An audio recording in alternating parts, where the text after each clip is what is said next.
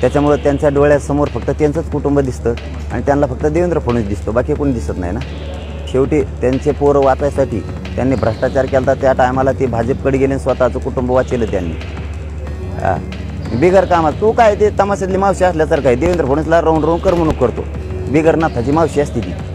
आम्ही उतरतो तुमचं बूथ बनिले असं. देवेंद्र फडणवीस चतुर समजतो स्वतःला.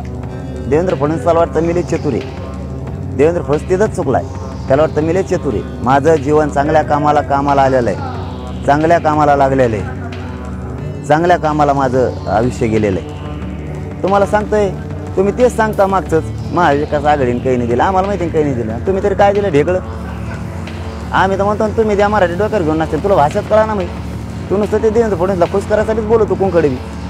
आपल्या पोराला दरेकर अडचणीत आणायला लागला म्हणून जर गेला अडचणीत आण. भाजपमधले मराठी खवळून उठले दादा. ते दरेकरला दिसणार नाही, बेमानाला दिसत नसतं. बेमान मीठ मराठ्यांचं खायचं, हां, पण गुणगान त्याचे गायचे. करणार ना. इथं गोरगरिबांचे स्वतःच्या जातीतल्या लोकांचे ते लेकराचे मुडदे पडायला लागलेत, याच्याशी नाही त्याला देणं घेणं. त्याला फक्त त्याचं कुटुंब वाचलं आणि ज्यांनी वाचिलं तो माणूस महत्त्वाचा आहे, म्हणजे फडणवीस महत्त्वाचा. काही गरज नाही मराठ्यांच्या जातीचं काय हो, आपण ज्या जातीत जन्मलं त्याचीही गरज नाही, कशाची गरज नाही त्याला बाकीची. त्याला फक्त त्याचं जगलं पाहिजे, बाकीच्यांचे मेलं तरी चालते. त्याला ते डोळ्यातलं पाणी नाही दिसणार, त्याला तो भंपकपणा म्हणणार, म्हणजे मराठ्यांचा अपमान करणार, ते विद्यार्थ्याचा विद्यार्थिनीचा महाराष्ट्रातल्या महिलांचा अपमान करणार, ते म्हणजे मगरूर माजुरेपणा अंगात सत्तेचा हे त्याच्यात आहे. त्याच्यामुळं भाजपला चांगले फळं मिळणार आहेत. बघा म्हणा पुढं तुम्ही आता. आणि मग तुला सोडायचं काय? तू सोडित तू काय? तो आता सगळे क्रांती मोर्चाचा ठोक मोर्चाचा दिदारा केला, सगळा दिदारा करून टाकला. आता बी महादिदारा करणार आहे जणू तू. अभियान राबविणार म्हणजे ट्रॅप रचलाय तो, अभ्यासक फोडणार, समूहक फोडणार. आणि ते तर फोडलेले आहेत. मी मागे 23 दिवसापूर्वी सांगितलं तो फोडून ठेवले. आणखीन 2-3 जण जोडीदार आहेत तुला. 6 जण आहेत तुम्ही. मला सगळं माहिती आहे. फक्त तू बाहेर का अशी काढीत होती याची वाट बघत होतो मी. आता तू अभियानात काढणार. तुला बी दरेकर, तुला बी, आणि त्या कोण आहेत का अभ्यासक आणि त्यांनाच समाजात सामोरं जायचं. बघ तू आता कचका कसा आहे मराठ्याचा. तू असंच करणार आणि त्या भाजपावर नाराजीचा भडका लावणार. ते पुरं भाजप देवेंद्र फडणवीस तू संपून बसणार, कारण तू मागच्या दारातून आलेला आहे. बिगर कामात तू काय ते तमाशातली मावशी असल्यासारखं आहे. देवेंद्र फडणवीसला राऊंड राऊंड करमणूक करतो, बिगर नाथाची मावशी असते ती.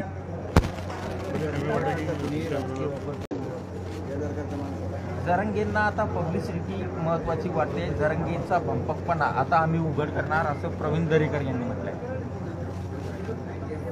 मग तर त्याच्यावर आताच बोललो ना मी. आता काय नाही, काय आता त्याच्यावर काही भंपकपणा नाही, काय नाही आमचं. बघूया आता. आम्ही आमच्या आता समाजाच्या लेकराच्या बाजूने, आम्ही समाजाच्या बाजूने लढणार.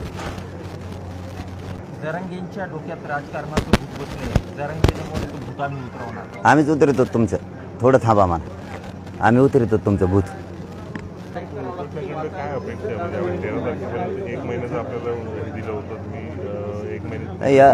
या उपोषणातून सगळं मराठा समाजाला ज्या मागण्या आहेत त्या मागण्या पूर्ण पाहिजे. या उपोषणातून आम्ही सगळ्या मागण्याची अंमलबजावणी घेणार आहे. त्यासाठी हे उपोषण.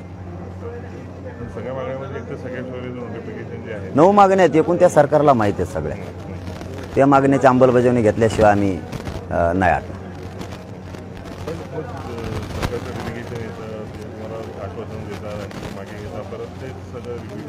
फसवणूक, मराठा समाजाची वारंवार फसवणूक केली. 12 बलुतेदारांची हमेशा केली, मुस्लिम समाजाची केली, हमेशा फसवणूक केली यांनी गोरगरिबाची. यांनी एक नेता मोठा केलेला आहे सगळ्या जातीचा, आणि त्याच नेत्याच्या नावाखाली ज्या जाती येतात त्या गोरगरीब जातीतल्या लोकांचा यांनी हमेशा अपमान केलेला आहे आणि वाटोळं केलेलं आहे. आणि तेच पुन्हा करायला लागलेत त्या काही नेत्यांच्या माध्यमातून. देवेंद्र फडणवीस साहेब भाजपाचे. विद्यार्थ्यांनी तुमच्याकडे तुमची व्यथा मांडण्यासाठी आली, त्यावरही प्रवीण काल एक सूची बनवण्यात आलेली आहे. त्यामध्ये आपण बघू शकतो की अनेक मंत्री, माजी मंत्री यांची लिस्ट बनवण्यात आलेली आहे आणि त्यांना वेळ देण्यात आलेला आहे बोलण्यासाठी. बनिले असं. देवेंद्र फडणवीस चतुर समजतो स्वतःला. देवेंद्र फडणवीसला वाटतं मी लय चतुर आहे. देवेंद्र फडणवीस तिथंच चुकलाय. त्याला वाटतं मी लय चतुर आहे. मी मराठ्याला काही मिळून देणार नाही, धनगरांना काही मिळून देणार नाही, मी दलितांना काही मिळू देणार नाही, मी मुसलमानाला नाही, बारा बलिदानाला नाही, बंजारांना नाही, लिंगायत समाजाला नाही, मी काहीच मिळून देणार नाही असं त्याला वाटतं. मी लई चतुर आहे. पण भाऊ तुला जवळ येऊन दे काच का कळत कसा असतो ती. न स्वप्नात वाटणारे फडणवीस साहेब, तुम्ही मराठीचे जे टाईम ठरवून दिलेत ना आमदाराला या बेमान लोकाला मराठीच्याच विरोधात बोलायला, तुम्हाला एवढा पश्चाताप येणार आहे की आपण वाईट काम आपल्या हाताला लागलं. हां, तुम्हाला स्वप्नात न वाटणाऱ्या घटना घडणार, न पडणारे लोक तुमचे काही पाडणार. काही म्हणतोय मी, मराठ्याकडून बोलणारे मराठी पडू नाही देणार, पण मराठ्यांच्या विरोधात बोलणारे आमदार खासदार सुपडा साफ करणार मराठी त्यांचा. तुम्हाला लय मोठा पश्चाताप येणार. थांबा तुम्ही नुसते मजा बघा. चला, धन्यवाद.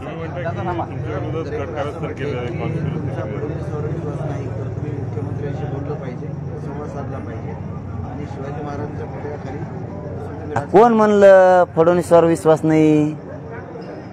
बार बार सांगितलंय. पुन्हा एकदा मराठा समाजाने शंभूराजे देसाई साहेबांवर विश्वास टाकला, फडणवीस साहेबांवर टाकला, पुन्हा एकदा शिंदे साहेबांवर टाकला. बार बार बोललो आम्हाला राजकारणात नाही जायचं.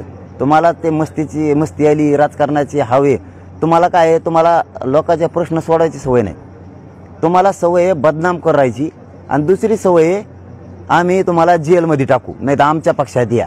ह्या दोन घाण सवय लागल्या तुम्हाला. तुम्हाला ते सोपं वाटलं. अजित पवार आला तुमच्याकडं, ते विखे आले, अजितदादा पवार आले, ते अशोक चव्हाण आले, बरेचसे आलेत मराठ्यांचे.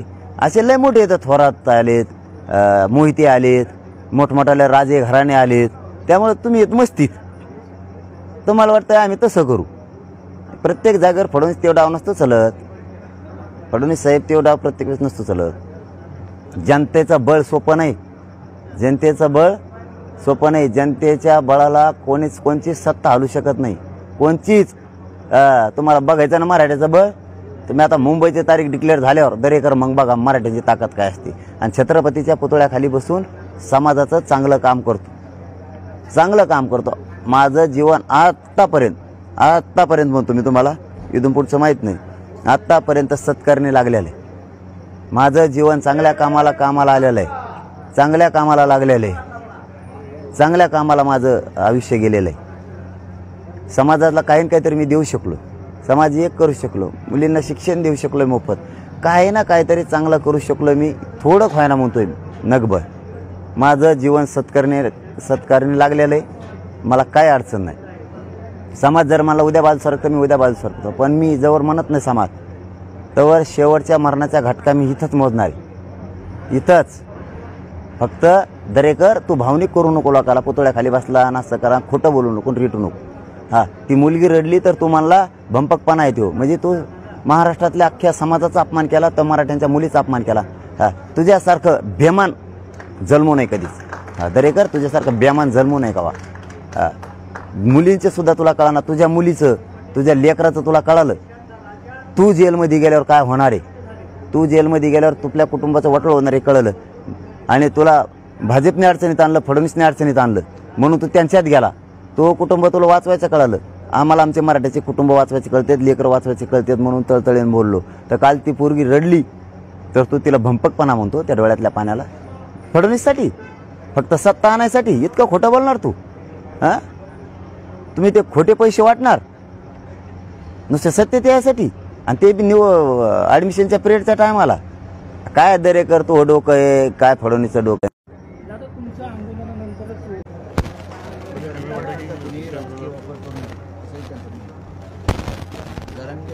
वापर करू नये कोण करतंय? कोण करतंय? तू दे ना, तो हवाय ना. काय करणार मग समाज? तुम्हाला सांगतोय, तुम्ही तेच सांगता मागचंच महाविकास आघाडीने काही नाही दिलं. आम्हाला माहिती काही नाही दिलं. तुम्ही तरी काय दिलं ढेकळं? आम्ही तर म्हणतो तुम्ही द्या मराठी डोक्यावर घेऊन नसते. तुला भाषाच कळा ना. मग तू नुसतं ते देवेंद्र फडणवीसला खुश करायसाठीच बोलतो कोणकडे बी. उपोषण सुरू होतात. अनेक भाजप आमदारांकडून आता पुढे यायला सुरुवात झाली आहे, तुमच्या विरोधात बोलायला सुरुवात झाली. असं काही ठराविक प्लॅनिंग ठरलंय असं तुम्हाला म्हणायचं? बेमान जातीशी बेमानं पुढे येणार ना. गद्दार रक्त बेमानी जातीशी करणारी पुढे येणार. जो बेमानी करतो जातीशी तो कडवट आणि कट्टर कवाच नसतो.